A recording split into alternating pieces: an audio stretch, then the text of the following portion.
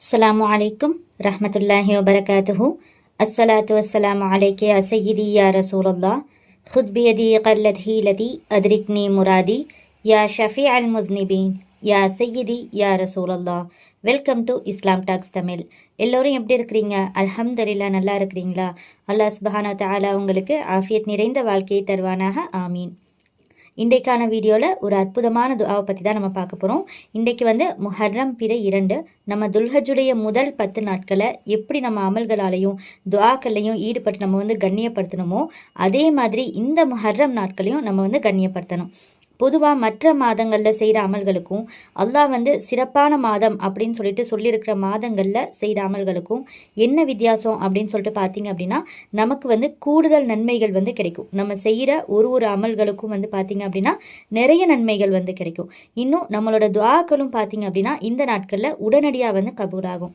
எப்போ அப்படின்னா, நம்ம அல்லாஹ் மேலே முழு நம்பிக்கையோடு கையேந்தும் போது தான். இப்போ அந்த வகையில் ஒரு சிறப்புக்குரிய துஆவை தான் நம்ம பார்க்க இருக்கிறோம். இந்த துஆ பார்த்தீங்கன்னா நபி ஸல்லல்லாஹு அலைஹி வஸல்லம் அவங்களோட அருமை மகளார் ஃபாத்திமா ரலியல்லாஹு அன்ஹா அவங்களுக்கு இந்த ஒரு துஆவை தினமுமே காலையில் ஓத சொல்லி கற்றுக் கொடுத்துருக்காங்க. ரொம்ப ஒரு சிறப்பான துஆ. நம்மளோட எல்லா விதமான தேவைகளுமே இந்த ஒரு துஆ பார்த்தீங்க அப்படின்னா நிறைவேற்றி தந்துடும். அவ்வளோ ஒரு பலன் வாய்ந்தது. இப்போ அந்த துஆவை பார்க்குறதுக்கு முன்னாடி இன்னும் நீங்கள் இந்த மாதிரி நிறைய இஸ்லாமிய விஷயங்களை தெரிஞ்சுக்கணும் அப்படின்னா நம்ம சேனல் இஸ்லாம் டாக்ஸ் தமிழை சப்ஸ்கிரைப் பண்ணிக்கோங்க.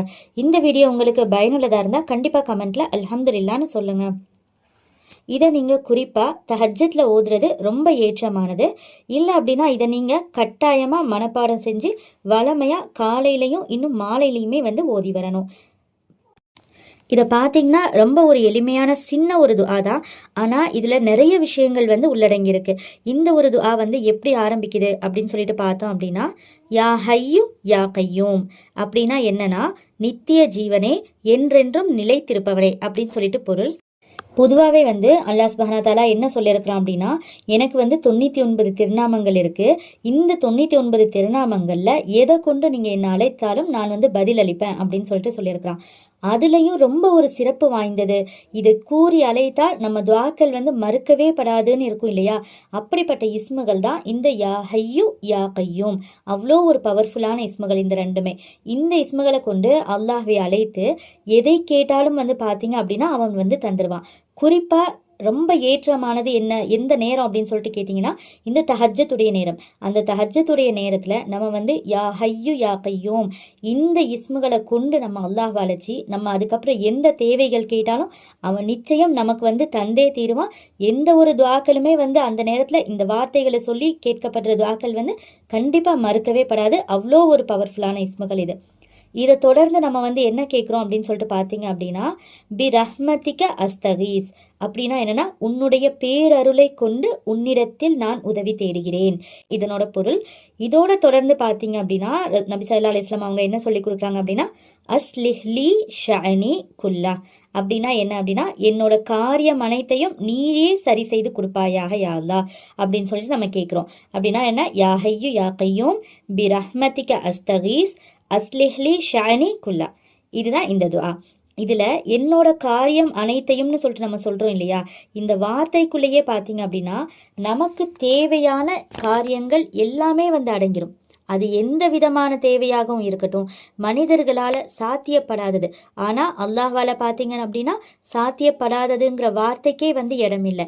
அப்போ நம்மளோட எல்லா காரியங்களையுமே அவன்கிட்ட ஒப்படைச்சிடுறோம். இனி அவனே அனைத்துக்கும் போதுமானவன். இன்னும் அல்லாஹ் என்ன சொல்கிறான் அப்படின்னா, என் மீது பொறுப்பு சாட்டுபவர்களை நான் விரும்புகிறேன். இன்னும் யார் என் மீது பொறுப்பை ஒப்படைக்கிறாங்களோ அவங்களுக்கு நானே போதுமானவனாக இருக்கிறேன் அப்படின்னு சொல்கிறான். அப்படின்னா நம்ம ஒன்ஸ் அவன்கிட்ட நம்மளோட காரியங்களை நம்மளோட தேவைகளை ஒப்படைச்சிட்டோம் அப்படின்னா அதை பற்றி நம்ம திரும்ப கவலை கொள்ளக்கூடாது. இது நடக்குமா இல்லை நடக்காதா, இப்படி ஆகிருமோ இல்லை இப்படி நடந்துருமோ அப்படின்னு சொல்லிட்டு நம்ம என்ன படக்கூடாதுன்னா, அதையே நம்ம நினச்சி நடக்குமா நடக்காதான்னு சொல்லிட்டு சந்தேகப்பட்டுட்டு இருக்கக்கூடாது. ஏன்னா நம்ம பொறுப்பை ஒப்படைச்சிருக்கிறது யாருக்கிட்டன்னு சொல்லிட்டு பார்த்தீங்க அப்படின்னா, குன் என்ற வார்த்தைக்கு சொந்தக்காரனாக இருக்கிறான் இல்லையா, அவன்கிட்ட தான் நம்ம ஒப்படைச்சிருக்கிறோம். அவன் ஒரு விஷயத்தை குன் நீ ஆகு அப்படின்னு சொல்லிட்டு கட்டளையிட்டான் அப்படின்னா ஒரு செகண்டுக்கும் கம்மியான நேரத்திலே நம்மளோட தேவைகள் எல்லா விதமான தேவைகளுமே நிறைவேறிடும் அந்த ஒரு செகண்டுக்குள்ள. ஆனாலும் அவன் நம்ம கிட்ட என்ன எதிர்பார்க்குறான் அப்படின்னு சொல்லிட்டு நீங்கள் பார்த்தீங்க அப்படின்னா, என் அடியான் என்கிட்ட பொறுப்பை ஒப்படைச்சிட்டு என்னை நம்புறானா இல்லையா, இன்னும் அவன் என் மேலே வச்சிருக்கிற நம்பிக்கை எந்த அளவுக்கு இருக்குது, கொஞ்சம் சோதனை கொடுத்தா அவன் அதில் பொறுமையாக இருந்து என் ரப்பு கிட்ட நான் ஒப்படைச்சிட்டேன், அவன் எனக்கு சரியான நேரத்தில் தருவான் அப்படின்னு சொல்லிட்டு பொறுமையாக இருக்கிறானா, இல்லைனா பொறுமையை இழந்து கிவ் அப் பண்ணிடுறானா அப்படின்னு சொல்லிட்டு செக் பண்ணுறதுக்காக தான் அல்லாஹ் வந்து என்ன செய்யறானா நம்மளை சோதிப்பான். நம்மளோட ஈமான் எந்த அளவுக்கு ஸ்ட்ராங்காக இருக்குது அப்படின்னு தெரிஞ்சுக்கிறதுக்கு தான் நம்ம வாழ்கிற வாழ்க்கையே. ஆனால் நம்ம என்ன நினைக்கிறோம், அல்லாஹ்க்கு என்னை பிடிக்கல, அதான் என்னோட துஆவை வந்து கபூலே ஆக்க மாட்டேங்கிறான், எவ்வளோ டைம் வந்து நானும் கேட்டுக்கிட்டே தான் இருக்கிறேன், இனி எங்கே அவன் தரப்போகிறான், நானும் கேட்டுகிட்டே தானே இருக்கிறேன், தரவே மாட்டேங்கிறான், அப்புறம் எதுக்கு நம்ம வந்து துஆ கேட்டுக்கிட்டு இப்படி என்ன செஞ்சிட்றோம் அப்படின்னா விரக்தி அடைஞ்சிட்றோம். இதெல்லாம் வந்து யாரோட சதி அப்படின்னு சொல்லிட்டு பார்த்தீங்க அப்படின்னா ஷைத்தானுடைய சூழ்ச்சி தான் இதுதான் நம்மள பல பேர் பண்ணுற பெரிய தப்பு. நம்ம என்ன பண்ணணும் அப்படின்னா இந்த ஒரு துஆவை தினமும் காலையில் ஓதி அன்றைய நாளுக்குண்டான காரியங்களை அல்லாஹ் கிட்ட வந்து ஒப்படைச்சிடணும். பொதுவாகவே வந்து ஒரு மனுஷனுக்கு பார்த்தீங்க அப்படின்னா காலையில் எந்திரிச்ச உடனேவே வந்து பல பிரச்சனைகள் வந்து மண்டைக்குள்ளே ஓட ஆரம்பிச்சிடும். பொதுவாக வேலைக்கு போகிறவங்களுக்கு இந்த ஒர்க் நம்ம கம்ப்ளீட் பண்ணலையே, இந்த டார்கெட் கம்ப்ளீட் பண்ணல, மேனேஜர் வேற காலையிலேயே கத்துவானே, இந்த மாதிரி வந்து பல பிரச்சனைகள் அவங்க மைண்டுக்குள்ளே ஓடும். இதே வீட்டில் உள்ள பெண்களுக்கு பார்த்தீங்க அப்படின்னா வேறு விதமாக இருக்கும். பிள்ளைங்க வந்து நல்லபடியாக வளரணும், பிள்ளைங்க படிக்கிறதுக்கு போகிறாங்க, இல்லை பிள்ளைங்க வேலைக்கு போகிறாங்க அப்படின்னா அவங்க வேலையில் நல்லபடியாக இருக்கணும், படிப்பில் நல்ல விதமாக வந்து அவங்க வந்து முன்னேறணும். இன்னும் வந்து கணவருக்கு பார்த்தீங்க அப்படின்னா கணவரும் வேலைக்கு போகிற இடத்துல நல்ல மரியாதையாக இருக்கணும், அவங்களுக்கும் வந்து நல்ல ஒரு பரக்கத்து வரணும். இந்த மாதிரி இன்னும் குடும்பத்துக்குள்ள உள்ள பிரச்சனைகளாக இருக்கட்டும், இந்த மாதிரி வந்து வீட்டில் உள்ள பெண்களுக்கு வேறு விதமான பிரச்சனைகள் வந்து மண்டைக்குள்ள ஓடும். இந்த மாதிரி இன்னும் நிறைய இருக்கும். ஒருத்தவங்களுக்கு ஒரு மாதிரியான பிரச்சனை வந்து மார்னிங் எந்திரிச்சதுமே வந்து பார்த்தீங்க அப்படின்னா யோசனைக்கு வந்துடும். அப்போ என்ன பண்ணுங்க, இந்த ஒரு துஆவை ஓதி, யா அல்லாஹ் நீயே இதெல்லாம் பார்த்துக்கோ, என்னோட காரியத்தில் வந்து சிரமங்களை வந்து தந்துடாத, இன்றைக்கு நாள் வந்து நல்லபடியாக இருக்கணும், எந்தவித டென்ஷனோ இல்லை ஸ்ட்ரெஸ்ஸோ இருக்கக்கூடாது அப்படின்னு சொல்லிட்டு அவன் மேலே முழு பாரத்தையும் போட்டு நீங்கள் ஃப்ரீ ஆகிடுங்க. இப்படி ஒரு நாள் நீங்கள் வந்து ஓதி தான் நீங்கள் பாருங்களேன், இன்ஷா அல்லாஹ் அந்த நாள் முழுவதுமே வந்து நீங்கள் சந்தோஷமாக இருப்பீங்க. இன்னும் வேலை செய்கிற இடத்துலையும் பார்த்தீங்க அப்படின்னா உங்களுக்கு வந்து வெற்றியும் கிடைக்கும். அப்புறமா இதை ஈவினிங்கும் நீங்கள் வந்து கண்டிப்பாக ஓதிடுங்க. இப்படி நீங்கள் ஓதி பலன் கண்டுட்டீங்க அப்படின்னா இதை நீங்கள் உங்கள் வாழ்க்கையில் ஒரு நாள் கூட ஓதாமல் இருக்கவே மாட்டீங்க. இப்போ நம்ம கையோட ஒரு 11 முறை ஓதிக்கலாம். வீடியோ ஸ்கிப் பண்ணாதீங்க, என்னோட சேர்ந்து நீங்களும் ஓதுங்க. பிஸ்மில்லாஹிர் ரஹ்மானிர் ரஹீம். யா ஹய்யு யா கய்யூம் பிரஹ்மதிக அஸ்தகீஸ் அஸ்லிஹ் லி ஷஅனி குல்லஹ். या हय्यु या क़य्यूम बिरहमतिका अस्तगीस अस्लिह ली शअनी कुल्लह. या हय्यु या क़य्यूम बिरहमतिका अस्तगीस अस्लिह ली शअनी कुल्लह. या हय्यु या क़य्यूम बिरहमतिका अस्तगीस अस्लिह ली शअनी कुल्लह.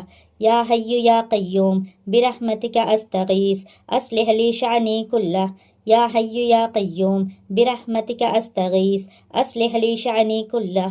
या हय्यु या क़य्यूम बिरहमतिका अस्तगीस अस्लिह ली शअनी कुल्लह. या हय्यु या क़य्यूम बिरहमतिका अस्तगीस अस्लिह ली शअनी कुल्लह. या हय्यु या क़य्यूम बिरहमतिका अस्तगीस अस्लिह ली शअनी कुल्लह. या हय्यु या क़य्यूम बिरहमतिका अस्तगीस अस्लिह ली शअनी कुल्लह. या हय्यु या क़य्यूम बिरहमतिका अस्तगीस अस्लिह ली शअनी कुल्लह. அல்ஹம்துலில்லாஹ் ஓதியாச்சு. இன்ஷா அல்லாஹ் அல்லாஹ் சுப்ஹானஹு வ தஆலா இந்த துஆவின் பொருட்டால் நம் வாழ்வில் உள்ள ஒரு நாளையும் மிக சிறப்பான நாளாக, எல்லா விதமான துன்பங்களையும் துயரங்களையும் விட்டு நீக்கப்பட்ட நாளாக ஆக்கி தந்தருள்வானாக. ஆமீன் ஆமீன் யா ரப்பல் ஆலமீன். நானும் உங்களுக்காக துஆ செய்கிறேன், நீங்களும் எனக்காகவும் என்னுடைய குடும்பத்திற்காகவும் துஆ செய்யுங்க. இந்த வீடியோ உங்களுக்கு பயனுள்ளதாக இருந்தால் கண்டிப்பாக லைக் பண்ணி கமெண்ட்டில் அல்ஹம்துலில்லாஹ்னு சொல்லுங்கள். இந்த வீடியோவை நீங்கள் மட்டும் பார்த்து பயனடையாமல் உங்களோட ஃப்ரெண்ட்ஸ் ரிலேட்டிவ்ஸ்க்கு ஷேர் பண்ணி அவங்களையும் அமல் செய்ய வைக்கிறது மூலமாக அந்த நன்மை உங்களுக்கு கிடைக்கும். இன்ஷா அல்லாஹ் மீண்டும் அடுத்த வீடியோவில் சந்திப்போம். அஸ்ஸலாமு அலைக்கும் ரஹ்மத்துல்லாஹி வ பரகாத்துஹு.